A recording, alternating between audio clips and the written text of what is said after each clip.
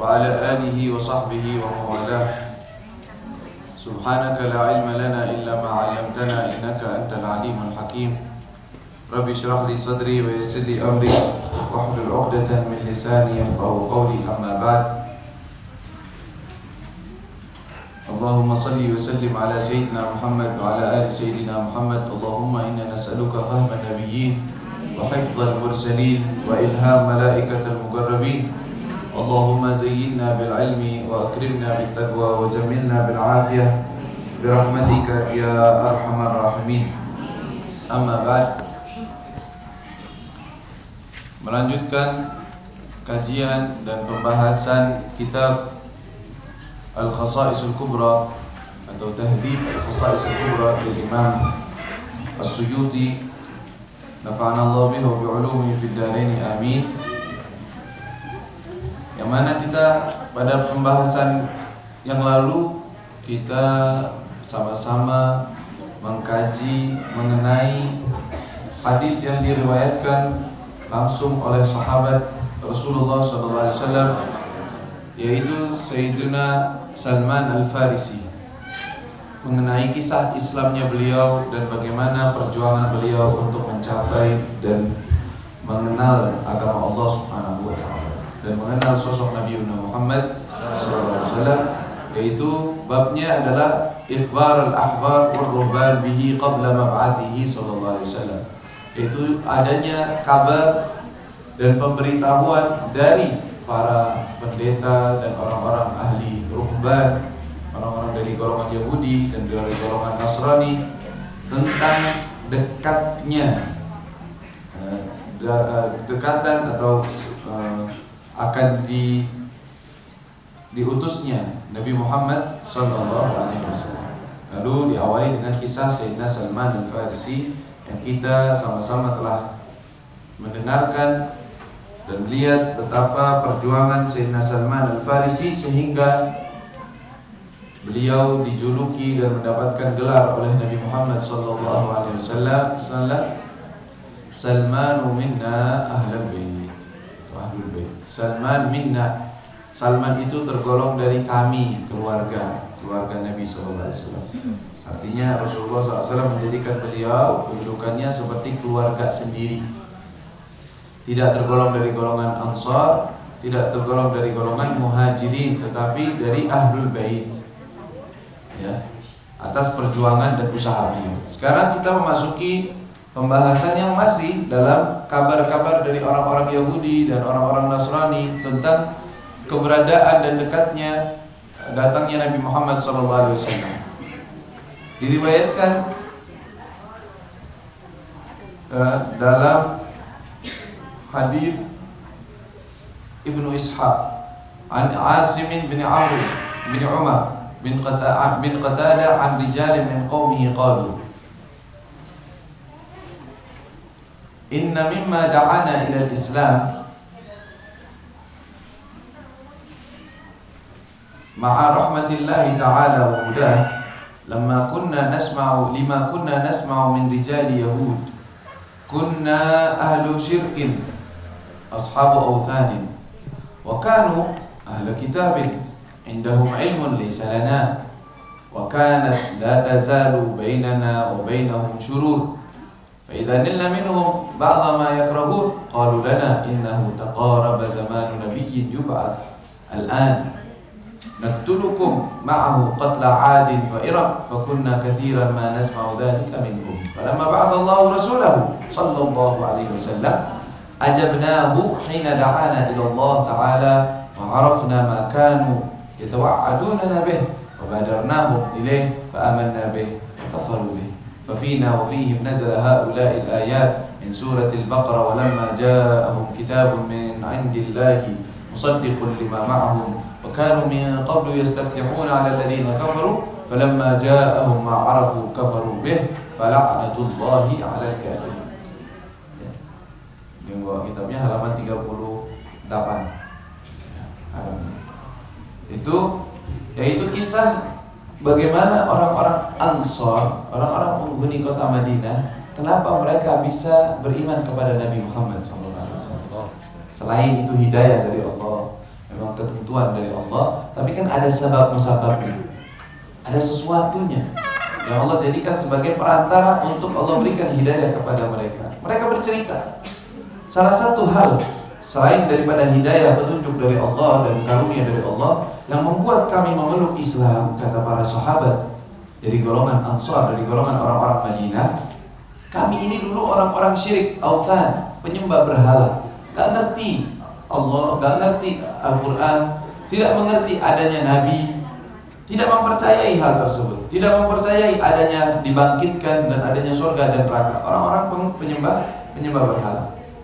Wa kanu, dan kami sering dengar dari orang-orang Yahudi yang tinggal di kota Madinah, karena kita sudah tahu bahwa kenapa di kota Madinah ada orang-orang Yahudi? Ya, kenapa? Karena mereka sudah mengetahui ciri-ciri Nabi yang akan keluar di akhir zaman dan ciri-ciri kotanya. Dan kota yang paling dekat dengan ciri-ciri tersebut adalah kota Madinah. Akhirnya mereka pun pindah dari negeri Syam, tinggalnya di negeri Syam mereka tadinya orang-orang Yahudi.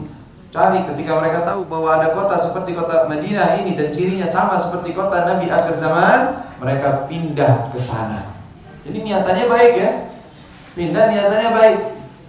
Tapi ada sesuatu yang tidak benar dari niat mereka. Apa? Mau mengatur rahmat Allah kepada siapa harus turun. Maksudnya apa?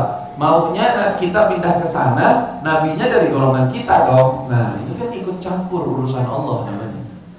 Ini hati-hati. Ini buat pelajaran buat kita. Boleh kita usaha, boleh. Tapi kalau sudah sesuatu ditentukan oleh Allah, terima. Jangan sekali-kali mengatakan kenapa begini. Kan saya sudah usaha begini, harusnya begini. Jangan bilang harusnya. Sang penentu bukan kita. Kita cuma hamba Allah. Nah, itu lihat orang-orang Yahudi. Ini urusannya udah kenabian nih, Nabi Islam, kufur Islam, bukan urusannya uang kerjaan, bukan itu aja, urusan dunia. Ini urusannya ke akhirat, masuk surga atau neraka. Mereka udah siap-siap pindah ke kota Madinah, tinggal di sana. Artinya apa? Menanti Nabi akhir zaman, siap untuk kedatangan Nabi akhir zaman. Bahkan mereka sendiri sering mengancam orang-orang yang seperti akan diceritakan di sini. Tapi ketika datang tidak sesuai dengan apa yang mereka prediksikan, yang mereka mau, akhirnya mereka tolak. Yang ditolak apa? Pilihan Allah ditolak. Nah, makanya jangan ikut-ikut campur dengan ketentuan Allah. Itu ketentuan Allah, kita ikut aja. Coba kalau orang-orang Yahudi ini, mereka memeluk Islam, dapat pahalanya 2 kali. Pahala karena mereka sudah beragama dengan agama benar sebelumnya, dan pahala selanjutnya mereka mengikuti Nabi akhir zaman yang benar, dapat pahala 2 kali. Dapat ilmunya double, punya ilmu dari kita dan ilmu juga didapatkan dari Nabi Muhammad SAW dari Al-Quran dan Hadis. Seperti sebagian dari orang Yahudi yang memeluk Islam. Tapi mereka sendiri yang memilih untuk rugi dan untuk tidak memeluk Islam karena kesombongan. Kesombongan. Ya, sombong, nggak mau tunduk atas perintah Allah. Mirip dengan iblis yang seperti kita ceritakan. Iblis kan dia tahu itu perintah Allah, suruh sujud kepada Nabi Adam, nggak mau. Kan aneh kalau kita pikir, nah itu mau ngatur Allah atau gimana? Kan Allah suruh nurut aja, nggak mau. Bahkan perintah Allah bisa ditolak gara-gara ada penyakit al-kibr atau sombong. Nah ini orang-orang Madinah menceritakan, mereka orang-orang Yahudi itu, kita nggak tahu apa-apa tentang Islam, nggak tahu apa-apa mengenai iman, mengenai akhirat, mengenai Nabi akhir zaman, kecuali kita dengar dari orang-orang Yahudi. Kadang-kadang, "Wakanat la tazalu bainana wa bainahum syurur." Jadi ya biasa, namanya orang beda golongan, biasa nggak cocok. Orang Yahudi kan orangnya sendiri, punya urusan sendiri. Orang-orang Madinah, authan, beda, penyembahannya aja beda. Sering terjadi cekcok, sering terjadi perbedaan antara orang Yahudi dengan orang-orang penduduk kota Madinah asli. Kadang-kadang mereka mendengar, fa idza nilna minhum ba'dha ma yakrahun, kalau kami berbuat sesuatu apa yang mereka tidak suka, apa yang mereka katakan? Qalu lana, mereka mengatakan kepada kami, innahu taqarraba zamanu nabiyyun nabiyyin yub'ats al-an naqtulukum ma'ahu. Sebentar lagi akan datang zamannya Nabi yang mana kalau dia datang kami akan memerangi kalian. Orang Yahudi yang ngomong kepada orang Madinah. Mereka mengancam orang Madinah ketika mereka kalah atau apa, nanti sebentar lagi datang zamannya Nabi akhir zaman, kami akan memerangi kalian habis-habisan. Orang musyrik kan begitu. Ini orang Yahudi udah mengancam. Dia kira seperti itu, ternyata malah rahmat Allah terbalik, bukan begitu. Mereka ini yang memeluk Islam, yang ini yang malah tidak. Subhanallah. Ya. Terus gimana? Fakunna katsiran ma nasma' dzalik minhum. Kami sering sekali dengar hal tersebut dari mereka. Nabi nanti ada nabi akhir zaman, nanti ada nabi akhir zaman membawa kejayaan, membawa. Dengar. Tapi mereka enggak tahu itu bagaimana. Maka ketika Allah utus Nabi Muhammad sallallahu alaihi wasallam, nah mereka itu sebab-sebabnya kan mereka pergi haji. Dari dulu haji, sebelum Islam haji. Ya. Sebelum Islam itu termasuk sisa atau sebagian dari ajaran Nabi Ibrahim yang masih dipegang teguh oleh orang-orang Arab di situ. Yaitu mengagungkan Ka'bah dan mendirikan haji setiap tahun. Itu ada tetap. Walaupun sebelum datangnya Islam. Mereka pergi haji untuk ibadah seperti yang biasa lakukan, rutinan mereka setiap tahun. Ketika itu Nabi Muhammad SAW berdakwah. Dan mereka orang-orang Ansar dengar apa sih yang diajak? Dia mengaku Nabi akhir zaman, ada surga, ada neraka, sifatnya begini. Akhirnya mereka bilang, oh, bukankah ini dia nih yang diceritakan orang Yahudi? Kan mereka bilang, ini benar kenyataan ada. Dan mereka bilang udah dekat zamannya. Ini persis kayak yang mereka bilang. Nah, kata mereka apa? Ya udah, gimana kalau kita pertama kita yang ikuti dia sebelum orang-orang Yahudi mengikuti dia, kita duluan. Subhanallah, hidayah dari siapa? Dari Allah. Ya, sebab-sebabnya begitu. Fa'ajabnahu hina da'ana ila Allah. Maka kami terima ajakannya ketika beliau mengajak kami kepada Allah. Wa arafna ma kanu yatawa'aduna bihi fabadarnahu. Dan kami sudah yakin dan tahu apa yang dulu kami diancam, ya, orang-orang Yahudi, maka kami bersegera untuk memeluk Islam. Fa'amanna bih. Tapi yang aneh, fa'amanna bih, kami beriman kepadanya, wa kafaru bihi. Dan mereka orang-orang Yahudi malah orang-orang yang kafir, tidak mau menerima ajakan Nabi sallallahu alaihi wasallam. Qala wa fihim nazala haula'il ayat. Maka pada kami dan pada mereka turunnya ayat ini, ayat daripada suratul Baqarah. Apa kata Allah Subhanahu wa taala? Walamma ja'ahum kitabun min 'indillahi musaddiqun lima ma'ahum wa kanu min qablu yastaftihuna 'ala alladhina kafaru falamma ja'ahum ma 'arafu kafaru bih fala'natullahi 'alal kafirin. Dan ketika datang kitab min 'indillah dari Allah Subhanahu wa taala musaddiqun lima ma'ahum, yang mempercayai dan mengiyakan apa yang mereka bawa, yang mereka punya. Kan Al-Quran datang, Nabi Muhammad SAW datang, apakah beliau mendustakan kenabian Nabi Musa? Tidak. Malah mengiyakan, menyetujui bahwa Nabi Musa adalah Nabi dan Injil dan Taurat adalah kitab dari Allah SWT. Musaddiqun lima ma'ahum. Ya, beliau mempercayai dan mengiyakan apa yang dibawa oleh mereka, yaitu kitab Taurat mereka. Wa kanu min qablu, dan bahkan mereka itu sebelumnya yastaftihuna 'alal ladina kafaru. Yastaftihun, mereka itu meminta agar mendapatkan kemenangan dari Allah atas orang-orang kafir dengan nama Nabi Muhammad SAW. Dalam beberapa riwayat bahkan mereka mengatakan begini, kalau mereka lagi dalam keadaan perang bersama orang-orang musyrik atau yang lainnya, mereka bertawassul kepada Allah, ya Allah, dengan kemuliaan Nabi akhir zaman, menangkan kami dari mereka. Allah berikan kemenangan. Tadinya begitu. Wa kanu min qablu, sebelumnya yastaftihuna 'alal ladina kafaru. Mereka meminta pertolongan kepada Allah untuk menang terhadap orang-orang kafir. Tapi apa? Falamma ja'ahum ma'arafu bih, ketika datang kepada mereka yang mereka sudah tahu, kafaru bih. Ma'arafu kafaru bih. Ketika datang apa yang mereka sudah tahu, maka mereka kafir kepadanya, mendustakan. Dengan ini kita udah yakin dah, hidayah di tangan Allah Subhanahu wa taala. Bukan di tangan siapa-siapa. Ahlul kita udah mengerti benar, udah mengerti ini dan itu, tapi hidayah dari Allah Subhanahu wa taala. Ya. Saya teringat ayah saya pernah cerita, ayah Walid, bapak saya, bahwa ada orang datang tamu ke Al-Habib Anis bin Alwi Al-Habsyi, Anis rahimahullah ta'ala. Datang ini orang adalah dosen dari, kalau nggak salah dari Amerika atau pokoknya dari negeri barat. Dia dosen dari bidang apa? Ilmu syariat Islam. Dari mana asalnya? Dari Amerika, dari barat. Orangnya non-muslim, bahasa Arabnya lancar, Al-Qur'annya hafal.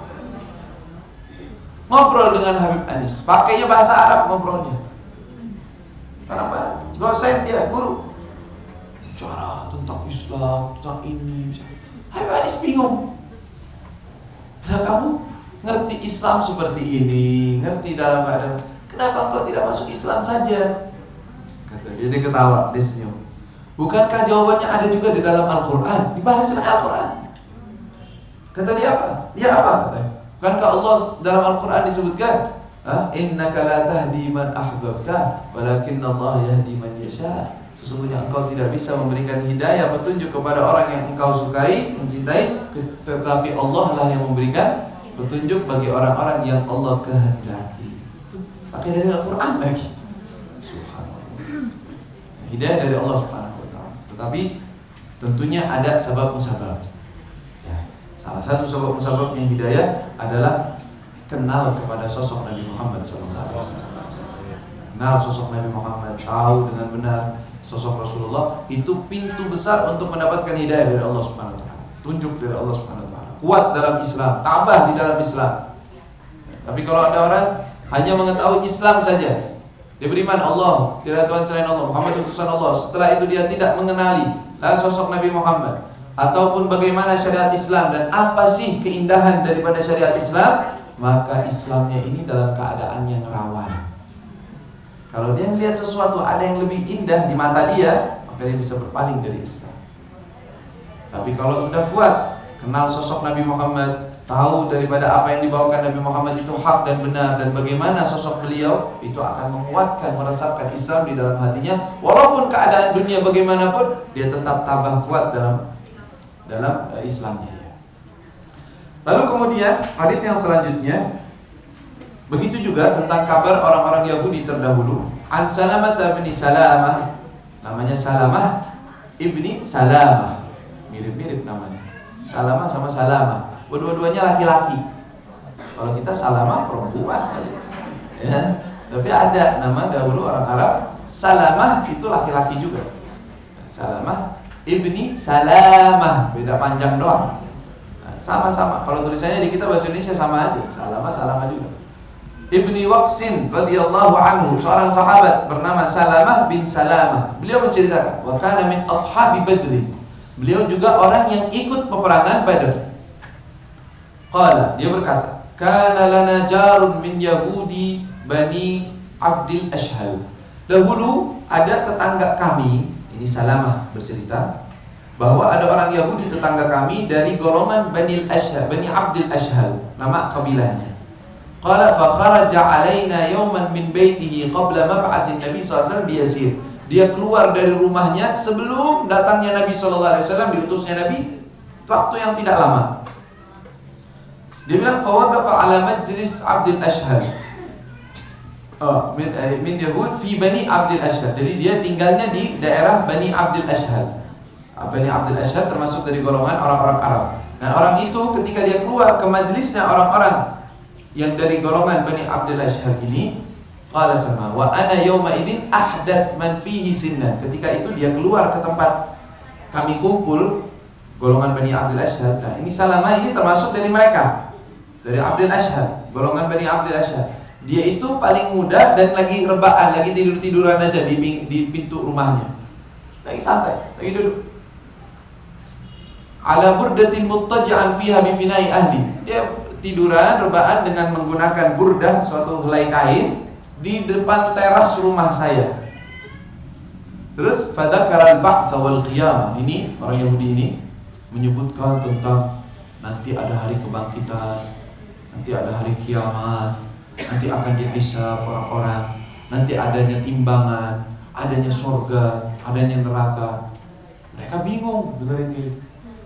Katanya dia, qala dzalika liqaumin ahli syirkin ashab authan la yarawna anna ba'tsan kain ba'dal maut. Dia berbicara seperti itu di depan orang-orang yang tidak mempercayai tentang adanya hari kebangkitan. Orang-orang authan, orang-orang penyembah berhala itu, mereka nggak percaya bahwa nanti akan ada orang bangkitkan setelah mati, akan dihisab oleh Allah, nanti ada surga dan neraka. Faqalu lahu, maka mereka orang-orang itu ketika mendengar ucapan yang aneh di mata mereka, mereka bertanya kepada orang Yahudi tersebut, "Wahai ya fulan, tara hadza kainan anna an-nasa yub'atsuna ba'da mautihim ila darin fiha jannah wa nar yujzauna fiha bi'amalihim." Qala na'am. Ditanya, "Kamu benar-benar yakin nih bahwa nanti akan orang setelah kematian akan dibangkitkan, lalu dihisab, lalu dimasukkan, ada yang di dalam surga, ada yang di dalam neraka, dan nanti akan diperhitungkan atas perbuatannya. Kamu yakin itu?" Kata orang Yahudinya apa? Iya, nah, betul.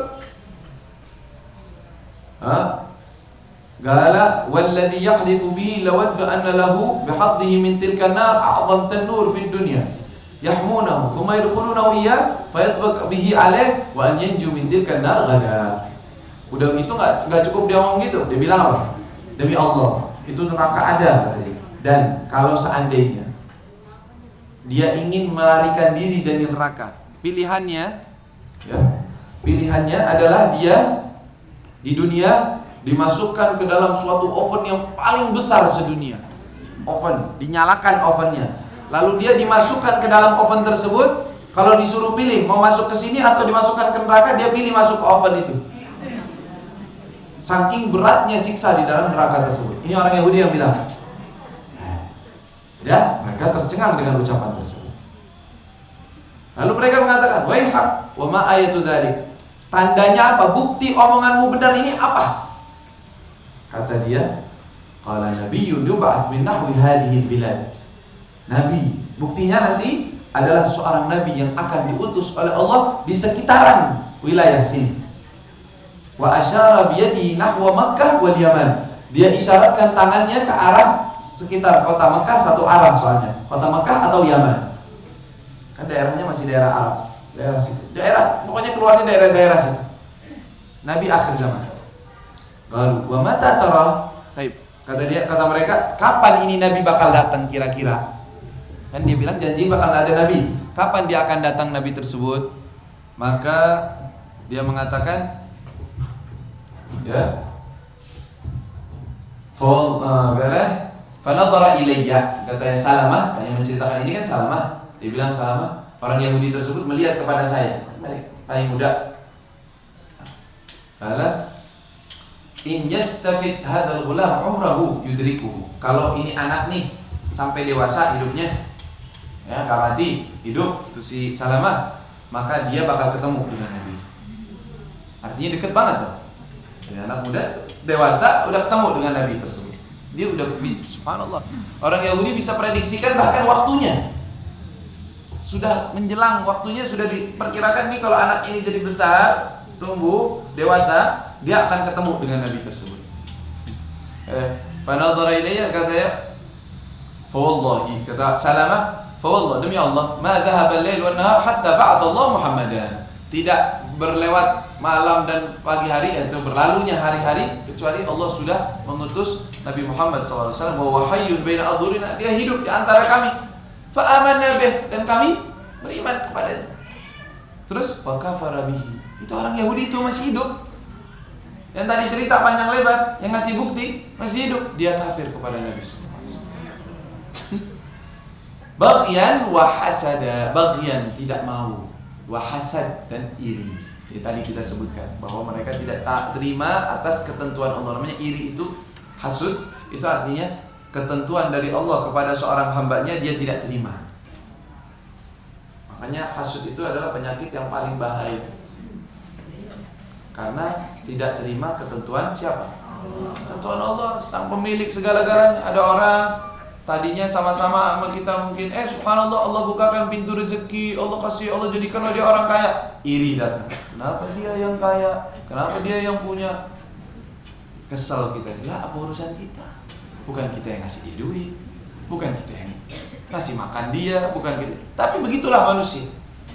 Tapi kalau dia lihat itu adalah ketentuan dari Allah, itu ketentuan dari Allah lah yang kasih. Mudah-mudahan Allah tambahkan, mudah-mudahan Allah siapa. Apa ruginya kita? Nggak rugi. Tapi bagi orang yang hasud, yang iri, itu musibah. Itu adalah suatu beban. Kenapa? Kok dia yang senang, kita yang enggak? Lihat tuh pengaruhnya hasud. Katanya apa? Tidak mau. Faqulna lahu. Kami katakan kepada orang Yahudi tersebut, wahai hak ya fulan, wahai fulan, kenapa engkau seperti ini? Bukankah engkau yang telah mengatakan kepada kami apa yang engkau katakan? Bukankah ente yang bilang sendiri bahwa Nabi itu begini, dan itu orangnya? Ya, katanya bala, iya memang saya sudah bilang. Walakin laisa bih, tapi bukan dia orang. Tetap aja, nggak mau.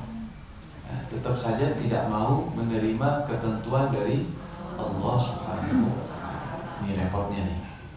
Ya, kalau sudah ada hasud, sudah ini repot.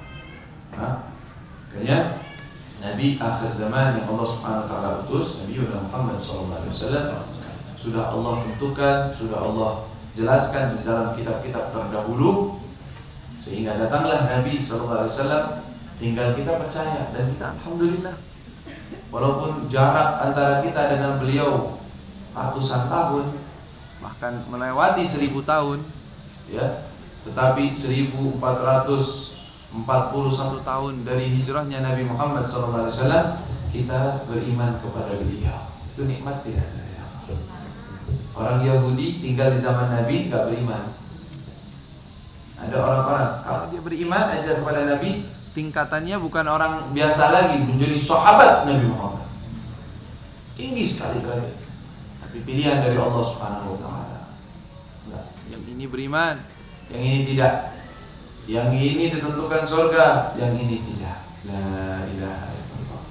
Ya, makanya kita banyak-banyak bersyukur kepada Allah atas nikmat Islam, nikmat iman. Ya, kita padahal udah 1400 tahun, udah gitu kita orang-orangnya ajami, bukan orang Arab. Bahasanya aja kita nggak ngerti.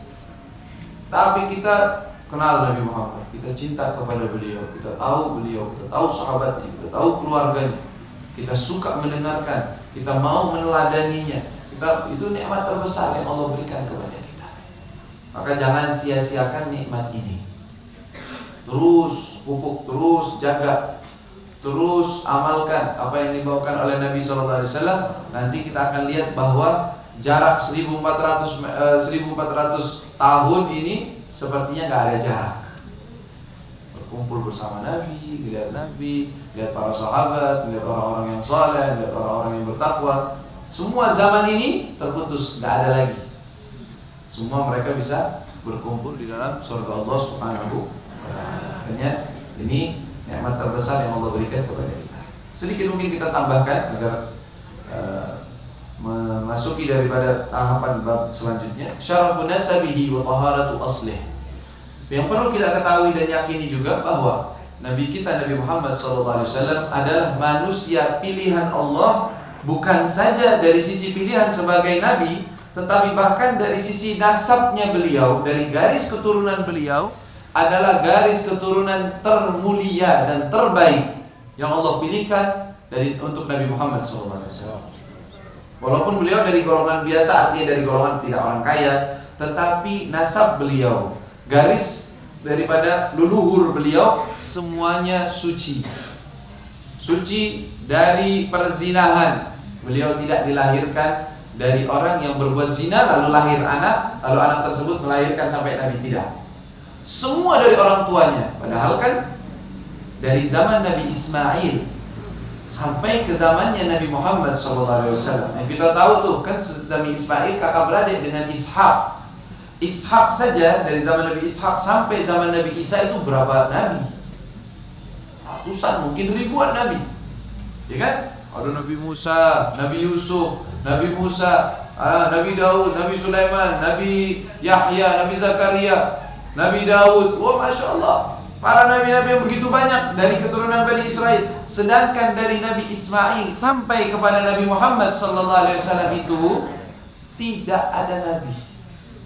Tetapi tidaklah terpisah dua dari golongan, dari anak Ismail, kecuali yang terbaik itu yang akan menjadi kakek moyangnya Nabi Muhammad SAW.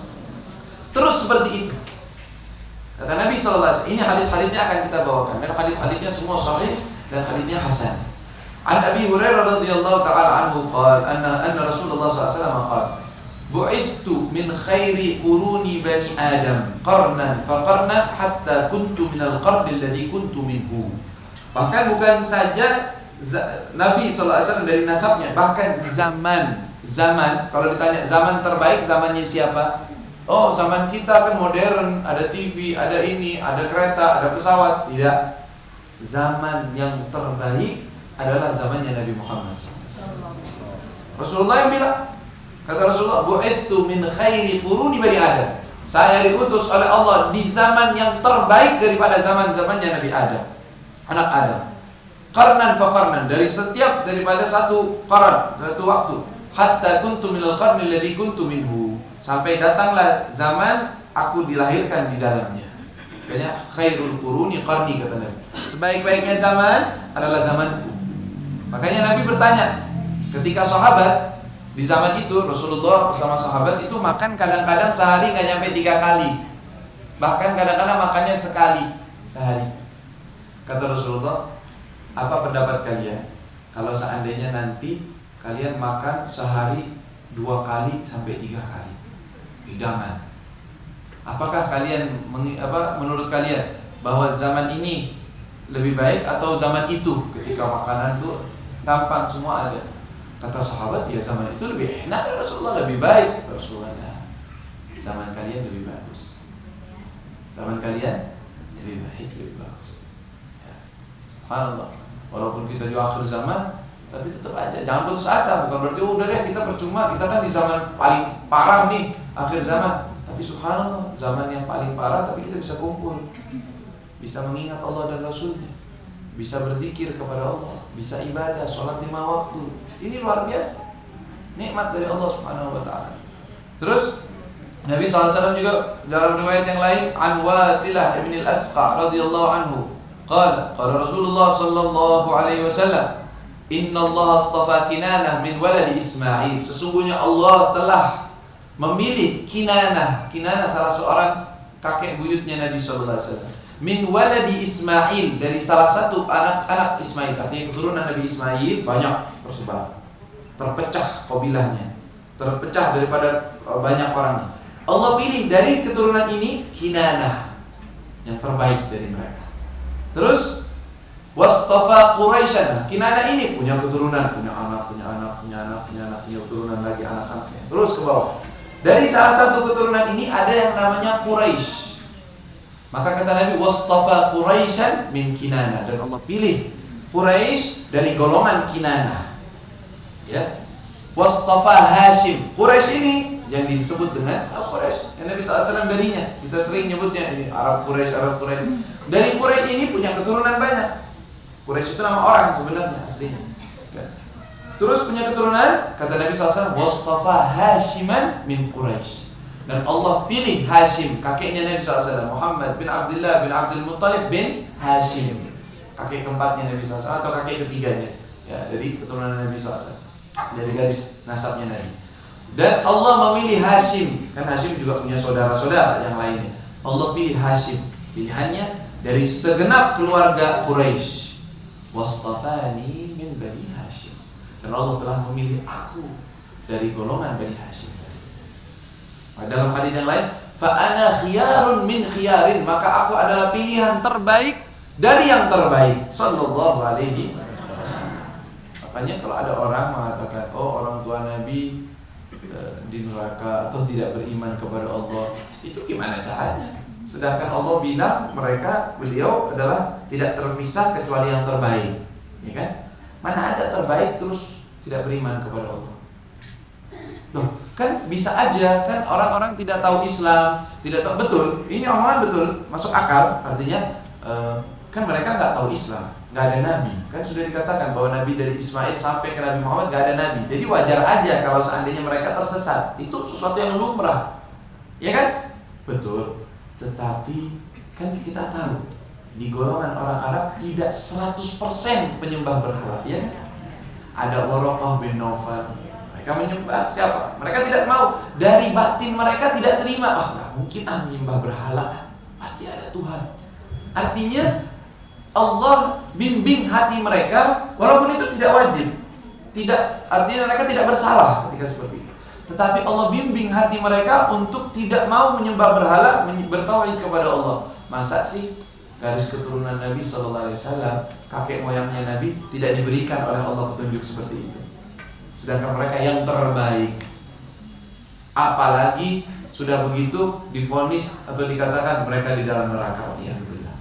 Gimana ini bisa terjadi? Bagaimana yang terbaik, beliau dari garis keturunan terbaik, tapi orang tuanya di neraka? Terbaik dari mana? Nggak mungkin, nggak masuk akal. Makanya ketika orang-orang menyebutkan seperti itu, mereka itu membaca hadis. Memang ada hadisnya, ya, bahwa Rasulullah SAW pergi ke ziarah kuburan uminya, lalu beliau menangis dalam kuburannya, lalu beliau mengatakan, aku memintakan kepada Allah agar beristighfar untuk ibuku, lalu Allah mengatakan tidak, jangan beristighfar kepada orang tuanya, kepada ibunya. Dan dari hadis ini mereka memvonis ibunya Nabi di dalam neraka. Jawabannya tidak. Bukan, enggak bilang Rasulullah dia di dalam neraka, enggak, atau disiksa oleh Allah, tidak. Ya, oh ini gara-gara orang-orang musyrik tidak bisa diberi istighfar, bukan.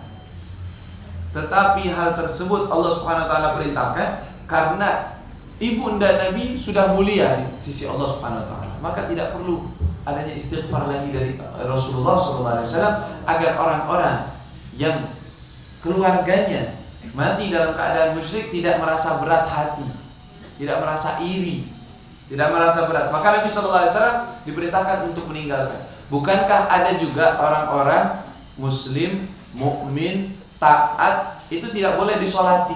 Ada kan? Siapa? Orang yang mati syahid dalam peperangan. Itu nggak usah disolati. Loh, nggak boleh kita doain mereka? Nggak boleh. Udah cukup. Mereka sudah memiliki syahadah. Nggak perlu disolatin lagi sama orang-orang yang biasa. Tuh lihat. Orang muslim tidak boleh disolati. Solat kan doa aslinya. Nah, begitu juga kepada orang tua Nabi Muhammad SAW. Makanya ya kita sih mungkin sedikit memaklumi karena adanya salah guru dari orang-orang semacam itu, mengambil hadis dan juga tidak mau melihat daripada hadis-hadis yang lainnya, tidak melihat daripada firman Allah, sehingga mereka mengambil zahir hadisnya udah seperti itu. Kalaupun katanya para ulama hadis tersebut sahih betul dan maknanya secara zahir bahwa itu orang tuanya di neraka atau tidak masuk ke dalam surga, kalau seandainya seperti itu, maka hadis tersebut ditolak secara makna. Kok bisa begitu? Emang ada hadis sahih